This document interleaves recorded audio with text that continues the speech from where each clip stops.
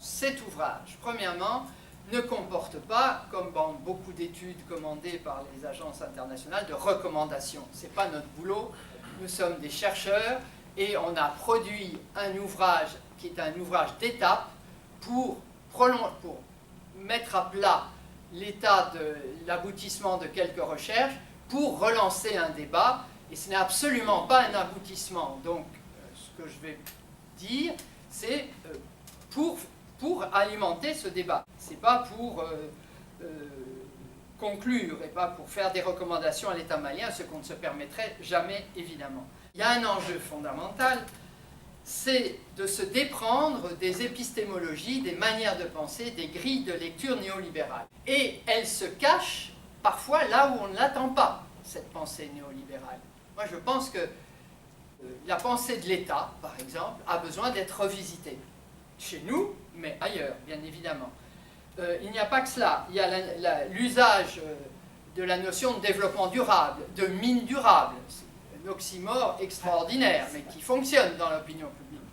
Il y a aussi la notion de société civile, qui explose dès qu'on essaye de lui donner un contenu.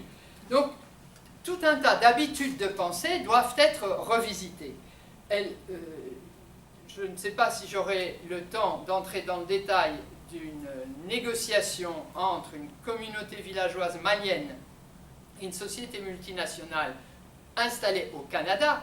Le pays qui est le paradis juridique pour les sociétés minières, c'est le Canada.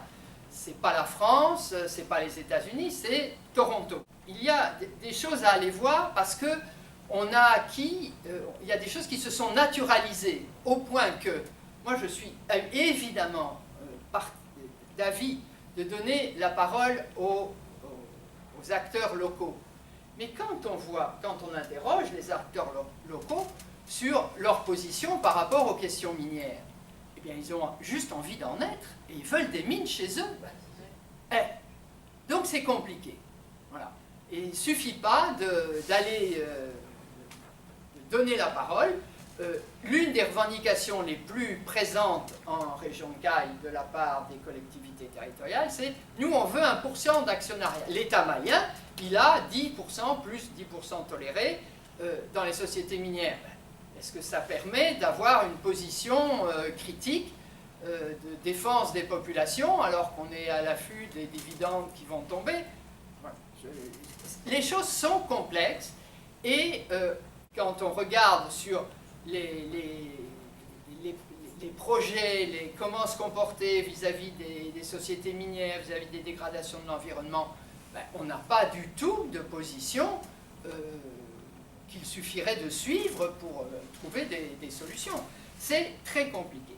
Donc, déconstruire les épistémologies néolibérales, c'est un retour sur soi pour chacun, parce qu'il faut pouvoir parler avec des gens pour qui c'est complètement naturel de parler de développement durable, de parler de la société civile comme si elle était apolitique, etc. L'endroit le plus précis où je pense qu'il faut vraiment réviser nos grilles d'analyse, on ne les utilise pas là parce que ce n'est pas encore ou ce ne sera pas au centre de notre débat, mais ce sont les outils économiques pour décider de la rentabilité, du prix de quelque chose, que valent les terres qu'on prend aux paysans, on les indemnise comment? Il faut aller voir le calcul.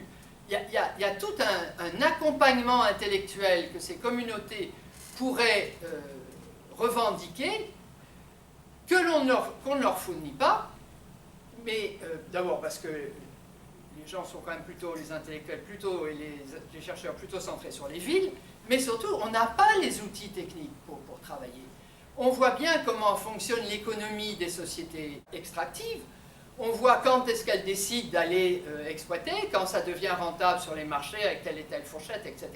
Elles ont des outils financiers de décision qu'on n'a pas été capable d'élaborer pour des sociétés paysannes où s'implantent des mines, pour défendre le bout de gras et leur dire non, ces terres valent plus, il faut calculer comme ça, il faut se défendre, etc.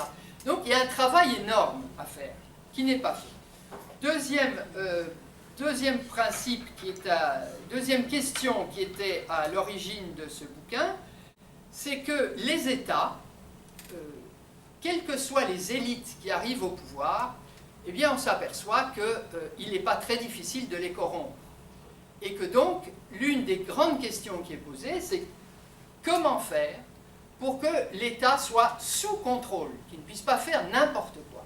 D'autre part, il y a quelque chose dont il faut tenir compte dans l'analyse, c'est les interdépendances. Notre vie quotidienne, la caméra, nos téléphones, les ordinateurs, les écrans plasma, tout ce qui fait les ingrédients de notre vie quotidienne sont fabriqués avec sont faits avec des minerais et des matériaux qui sont piqués dans les pays riches en ressources. Je ne veux pas en développement, etc.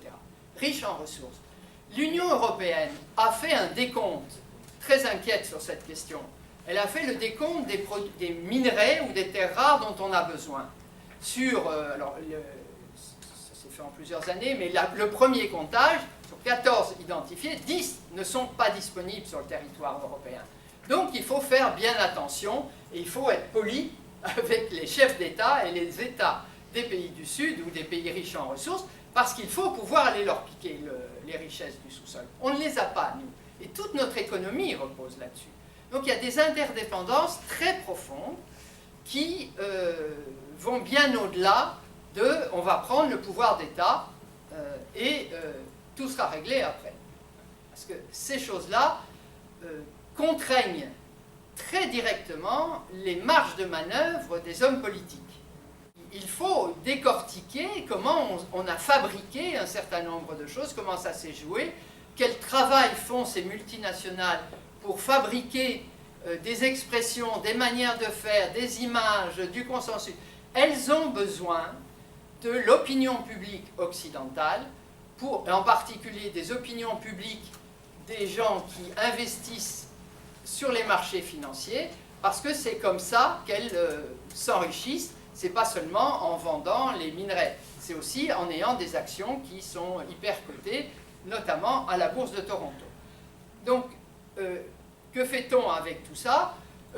Quand une multinationale qui opère au Mali écrit et dit au Canada que ce sont les orpailleurs qui viennent profiter de le signalement d'un territoire riche en or pour venir travailler le sol, c'est des contre-vérités. Ce sont les orpailleurs qui servent de premiers prospecteurs pour les sociétés. Parce que c'est là où il y a des orpailleurs que ça vaut peut-être le coup d'aller faire une étude, etc. Donc il y a tout un tas de discours qui doivent être déconstruits. J'en prends encore un autre au passage, puisque je viens de parler des orpailleurs. Toutes les ONG, Oxfam, Human Rights Watch, etc., écrivent toutes que les orpailleurs sont des gens dangereux, ils utilisent des produits toxiques, qu'ils font travailler leurs enfants, etc. Dans les zones d'orpaillage, comme les statistiques maliennes sont fabriquées, je ne sais pas trop comment, toujours est-il que dans les classes, on a 120% de présence.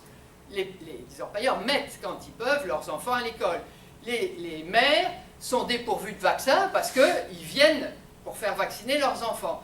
Donc, si on ne diabolisait pas cette activité, si on apportait le savoir pour utiliser proprement le mercure, ce que beaucoup savent faire d'ailleurs, l'ONU a sur ses sites des documents pour utiliser proprement le mercure. C'est parce qu'on diabolise ces citoyens maliens et les citoyens de la sous-région qu'on les rend responsables et qu'on criminalise leurs pratiques. C'est pas leur pratique en tant que telle qui justifie les critiques des grandes ONG occidentales. Je pense que là aussi on a balayé devant nos portes. Alors il y a évidemment une énorme prédation des terres arables par des États, mais pas seulement. L'AFD joue un rôle non négligeable dans la prédation d'un certain nombre, ou la commercialisation, la marchandisation des terres, mais il n'y a pas d'exploitation du sous-sol sans accaparement des terres de surface, en dépit de ce que dit le code minier, bien évidemment. Et d'autre part, grand problème politique, s'il y en a un, c'est que ces ressources minières, même si les études sur ces questions sont gardées secrètes, elles s'épuisent. Aujourd'hui, on n'a pas pour 15 ans, dans l'état de la connaissance sur les ressources en or, on n'a pas 15 ans d'activité minière.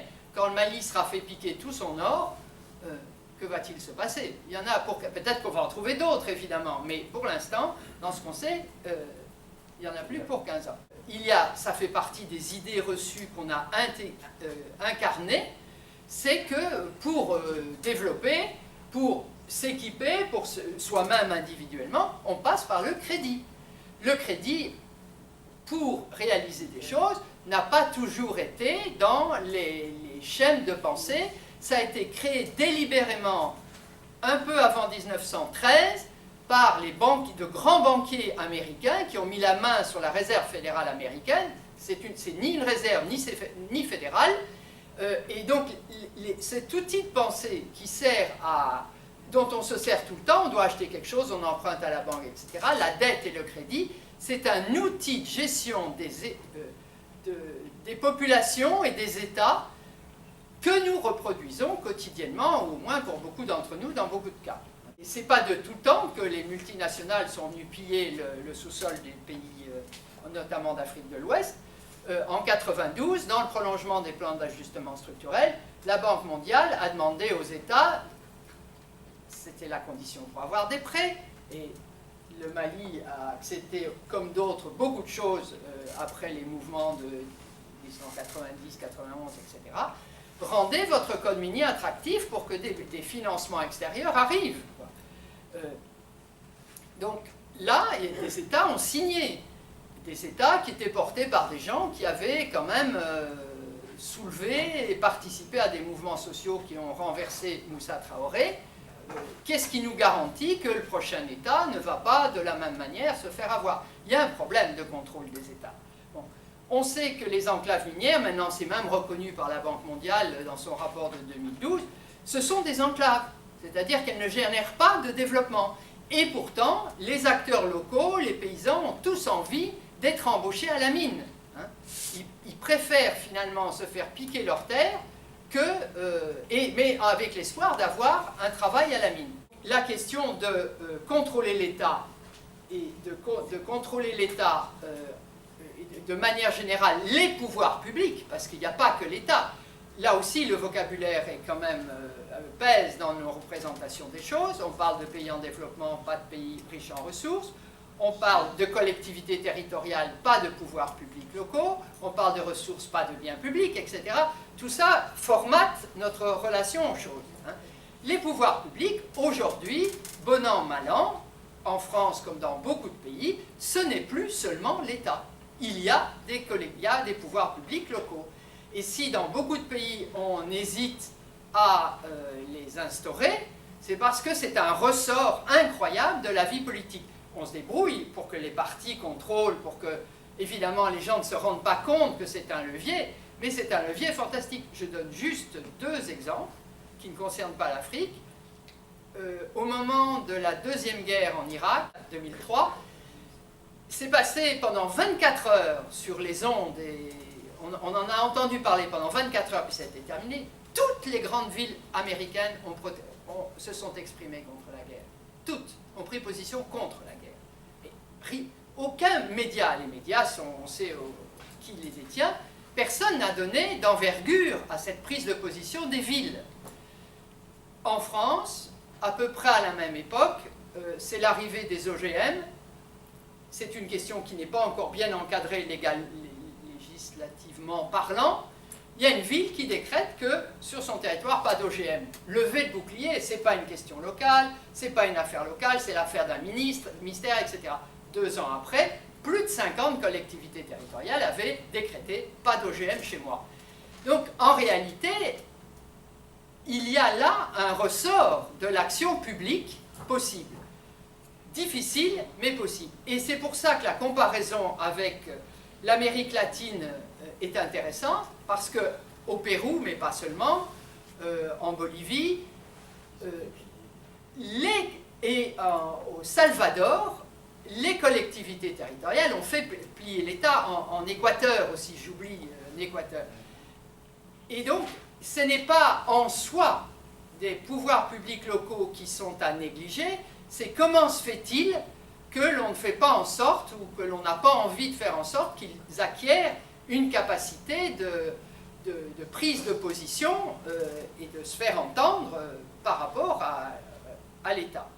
Si on regarde en Afrique de l'Ouest, c'est vrai que pas mal de collectivités territoriales sont effectivement aujourd'hui complètement dominées, quoique en région de Caille, il y a des velléités, mais bon, je ne connais pas assez le territoire pour savoir qui met des bâtons dans les roues, etc. Mais il y avait en gestation un réseau des collectivités territoriales minières qui entendait faire entendre sa voix auprès de l'État, avec une revendication qui la liait aux communautés villageoises minières. C'est elles qui scoltinent les sociétés minières hein, au jour le jour. C'était l'accès à l'information et aux négociations sur l'octroi des permis. Je ne pense qu'aucun État, si on ne l'y oblige pas, va rendre ça accessible aux populations. C'est une question fondamentale. Hein. Sur la carte du ministère des Mines du Mali, ça a été retiré du site, mais il y a eu jusqu'à il n'y a pas longtemps, la commune de Faléa était intégralement couverte de permis. La carte est partie. Mais les permis sont toujours là. Un permis, il est octroyé pour 3 ans, et puis théoriquement, au bout de 3 ans, il peut être renouvelé, mais la surface diminue. Alors plus la surface diminue, moins les actionnaires canadiens trouvent que le projet est intéressant. Enfin, il y a tout un jeu très subtil où l'État a un pouvoir et sans lui, les multinationales ne pourraient pas s'installer. Donc c'est vrai que il est délégitimé, on peut dire qu'il est faible, mais dans ce secteur-là, il a une capacité d'action faramineuse, parce que, aussi, par exemple, il envoie les gendarmes contre les orpailleurs, il envoie la force publique pour les expulser. Voilà. Donc, travailler sur la caractérisation de ces États, ça doit être fait, parce que nos adjectifs ne rendent pas compte de cette dualité où à la fois il est illégitime aux yeux des populations, mais il a un pouvoir considérable et il l'exerce sur ces questions de permis. Fadougou, village qui, dans le cercle de Kéniéba, qui a dans les documents de la colonisation une importance aussi grande que Kéniéba en termes de population et d'activité économique. Fadougou, c'était dans la mémoire, dans les documents coloniaux, un village, enfin maintenant c'est plus rien d'ailleurs, mais c'était une communauté locale importante. Une société minière d'exploration, vous savez qu'on les revend, on commence par explorer un peu, on vend très, très cher les actions, une fois qu'on a gagné et qu'on a convaincu tout le monde qu'on a trouvé de l'or, on les vend à une société d'exploitation, on essaye de devenir soi-même une société d'exploitation. Tout un jeu qui se passe complètement au nord, et ou en Afrique du Sud, ou en Australie, ou au Canada. Donc, une équipe vient, voyant qu'il y a des orpailleurs, pour essayer de savoir où on pourrait exploiter industriellement. Tout se passe sur le village de Fadougou. Les premiers géologues baptisent leur mine Fécola. Et la presse malienne emboîte le pas et ne parle plus que de la mine de Fécola, qui va s'ouvrir, qui ne va pas s'ouvrir. Enfin, on ne parle plus, terminé. Fadougou, on n'en parle plus. Hein. Donc, évidemment, le village n'a pas accès aux études qui sont faites. Il n'y a pas de compte-rendu. Ils sont en mal d'information. On leur prend leur terre. Là, je peux montrer mes images. Alors, vous voyez quelque chose là? Oui. Ça, c'est le village de Fadougou et ça, c'est la Falémé. La Falémé, c'est le fleuve qui sépare le Mali du Sénégal. Là, il a l'air à peu près normal. En réalité, il est complètement dégradé. On va le voir à la fin. Donc, ça, c'est... Voilà. Alors, on voit là les implantations minières qui commencent. La société a pris les meilleures terres qui sont ici, alors que dans l'étude de faisabilité qui est en ligne et que donc les Occidentaux comme moi peuvent lire, on voit que ce n'est pas nécessaire de déplacer le village et de leur prendre leurs terres. C'est juste plus confortable. Mais ils réussissent dans la négociation à faire croire, à laisser entendre que ce serait bien qu'on déplace le village, qu'ils donnent leur bonne terre, on va les indemniser, ils vont débroussailler ailleurs. L'argent n'a pas suffi à débroussailler, ils ont dû payer pour débroussailler. Mais voilà, on leur a proposé, un fils du chef de village, il est gardien, lui, à temps plein. Ils ont créé des emplois, mais les emplois, ils emploient, disent-ils, 300, 400 personnes, mais ils ne les emploient pas toute l'année. Ils emploient peut-être 100 personnes pendant 2 mois, puis après ils les licencient, puis 200, après de nouveau 100 personnes pendant 2 mois, etc. Il y a tout un jeu très subtil qui fait que nous, on entend naïvement, ils ont embauché 400 personnes, c'est 400 personnes avec un CDI, quoi. Hein. Mais non, pas du tout. C'est pas du tout comme ça. Bon, alors, d'autre part, le village a été déplacé, parce que c'était plus confortable pour l'exploitation. Mais pour déplacer le village, les villageois, ils ont envie de savoir si l'endroit qu'on leur propose, il n'y a pas de mauvais esprit, s'ils ne vont pas entacher des traditions, s'il n'y a pas de lieu sacré, etc. Donc ils demandent de l'argent à la société minière pour faire venir des sages et des vieux de la communauté dans d'autres lieux qui sont dépositaires de la mémoire. Et la réponse de la société minière, c'est « Ah, nous comprenons donc que vous acceptez d'être déplacés et que le seul problème, c'est où va-t-on vous déplacer ?» Tac, ils ont perdu là-dessus. D'autre part, on leur fait comprendre qu'il faut déménager le cimetière. Oh, déménager le cimetière, c'est pas rien. Alors, ils s'arrachent les cheveux, ils se disent, nous on est musulmans, mais on n'a jamais vu ça. Et ils décident de faire venir un imam de Bamako. L'imam de Bamako dit, ah ben si, c'est dans le Coran, c'est prévu dans le Coran, on déplace les cimetières. Ah, bon, alors ils ont accepté de déménager le cimetière. Je leur demande, mais dans toutes ces négociations, dans tous ces rapports avec la société minière, pourquoi vous ne faites pas appel aux pouvoirs publics locaux? Pourquoi vous ne cherchez pas le soutien du conseil de cercle, de la mairie, etc. Ils me disent, mais le maire, quand il vient avec la société minière, il vient avec le préfet, l'État est là, nous on ne veut pas de violence, donc on cède. Et donc, évidemment, mes fameux pouvoirs publics locaux desquels j'attendais des choses, eh bien, ils ont eu des fauteuils pour la salle de réunion, ils ont eu des tas de trucs, et terminé. Donc, on pourrait être conduit à faire une croix sur les pouvoirs publics locaux. Mais l'Amérique latine nous rappelle que non. Yanacocha, dans des tas d'endroits, c'est le président de région, c'est les maires qui se sont engagés, il y en a qui sont allés en prison, c'est compliqué, il y a des campagnes calomnieuses à leur égard, mais ils se battent aux côtés de leur population et c'est beaucoup plus difficile d'exploiter, de ne pas tenir compte des conditions environnementales qui, au Mali, ne sont jamais respectées. La Falémé, il y a bien longtemps qu'il n'y a plus de poissons dans la Falémé. Parce que, vous voyez, il y a une drague là. C'est une drague chinoise.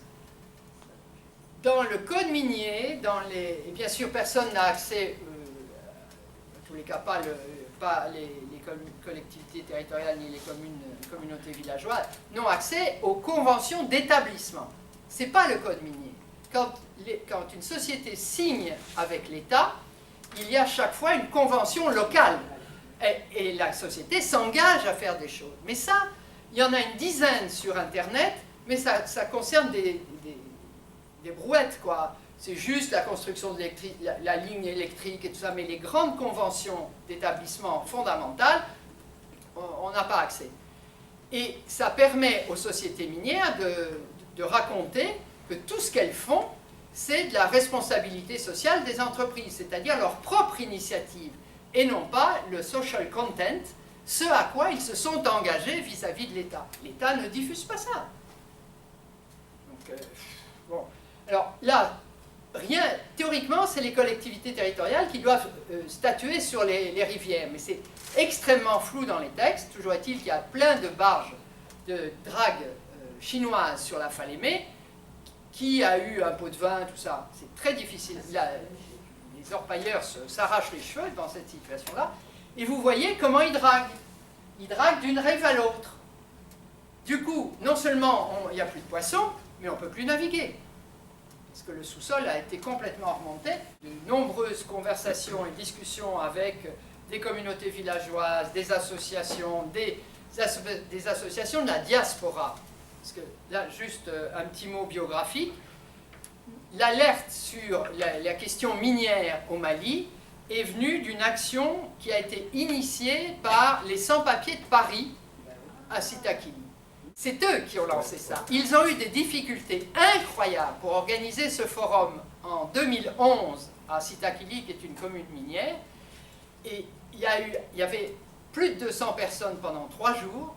Des gens avaient pris des jours de congé à Caille pour venir écouter ce qui se disait.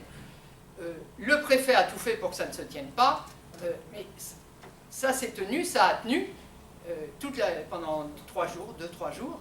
Et pour nous qui étions impliqués dans la coopération décentralisée, c'est une révélation, ce forum. Parce que le préfet a imposé que le débat soit animé par les députés du coin. Je passe. La question qui était sous-jacente et qui était sur le bord des lèvres de beaucoup de gens dans la salle, c'était: faut-il extraire à tout prix? A-t-on vraiment besoin de faire venir ces sociétés minières? Parce que, je me permets encore une parenthèse chiffrée, le Mali exporte 50 tonnes d'or à peu près par an. Les orpailleurs, c'est évalué entre 5 et 10. J'ai lu 5, on m'a dit 10. Un ministre m'a dit 10, bon, 5. L'or, sur la planète, c'est un minerai qui est intéressant pour ça, est très peu utilisé pour l'industrie, en réalité. Contrairement au cobalt, au tungstène, qui sont utiles, qui servent à l'industrie, l'or ne sert que pour 10 à 12% à la production. Le reste, c'est la spéculation, les valeurs de réserve. La Chine achète beaucoup d'or, la Russie achète beaucoup d'or, Soros achète beaucoup d'or. Le prix de l'or qui baisse en dollars et en euros continue de monter dans la monnaie brésilienne, d'autres monnaies. Donc voilà, ce que je dis là n'est pas définitif, je l'ai vu en 2016, ça peut changer, mais ce sont des alertes juste que je veux lancer. C'est l'essentiel de l'or ne sert pas à la production. Et la production des orpailleurs maliens suffirait, même si il faut critiquer ça bien sûr, mais suffirait à que le Mali apporte sa quote-part, sans en tirer de profit, mais à la production mondiale qui a besoin d'or. Donc l'essentiel de la production d'or du Mali, industrielle, sert à la spéculation. Faut-il extraire à tout prix? Mais ce n'est pas comme ça que beaucoup de gens se posent la question. Ce n'est pas comme ça que les députés du forum de Sitakili voulaient qu'on se la pose, et ce n'est pas comme ça que se pose la question beaucoup de gens que l'on a rencontrés. C'est comment faire pour être actionnaire, défendre évidemment ses droits. C'est quasiment impossible de monter un syndicat. Hein. Dès qu'il y a velléité de créer un syndicat, enfin dans les mines que je connais, qui ne sont pas que des mines d'or, c'est vraiment extrêmement compliqué. C'est défendre des droits, c'est bien sûr, il faut le faire. Mais on voit que ces questions du faire avec n'épuisent pas la question de l'exploitation minière. Hein. Il faut éventuellement changer de modèle de développement. Moi je pense, mais c'est centré sur les mines, c'est pas centré sur les questions de l'État et de la sécurité, c'est réduire la symétrie d'information. Les gens ne savent rien de ce qui leur arrive. Le maire de Dialafara, une commune du cercle de Kéniéba, apprend par la radio qu'une société qatari va venir s'installer dans les mois qui viennent sur son territoire. C'est absolument terrifiant. Autre question, les sociétés minières ont créé des organismes dans tous les pays où il y a des mines, et il faut satisfaire beaucoup de critères pour que l'État soit accepté dans ce dispositif. Ça s'appelle, là je crois que j'ai mis le sigle en anglais, c'est Initiative pour la transparence des industries extractives. Voilà, ITIE. Voilà, ça c'est en anglais.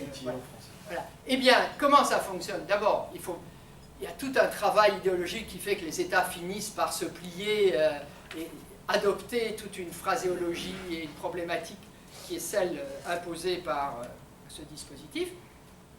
Dans le dispositif, il y a l'État, il y a les sociétés minières et il y a des ONG, collectivités territoriales, il n'y en a pas. Donc la question se pose, comment contrôler l'État, comment avoir une capacité légitime qui n'est pas simplement celle des ONG ou des associations, qui est une capacité institutionnelle pour contrôler l'État. Dans tout ça, l'avenir des jeunes, eh bien, ou bien ils vont sur les sites extractifs et ils essayent de se faire embaucher dans les sociétés minières, et bien souvent ils n'y arrivent pas, donc ils se retrouvent dans leur paillage, où ils risquent leur vie dans des conditions épouvantables, ou bien ils risquent leur vie en passant la Méditerranée, ou bien ils mettent leurs forces à disposition des mouvements djihadistes.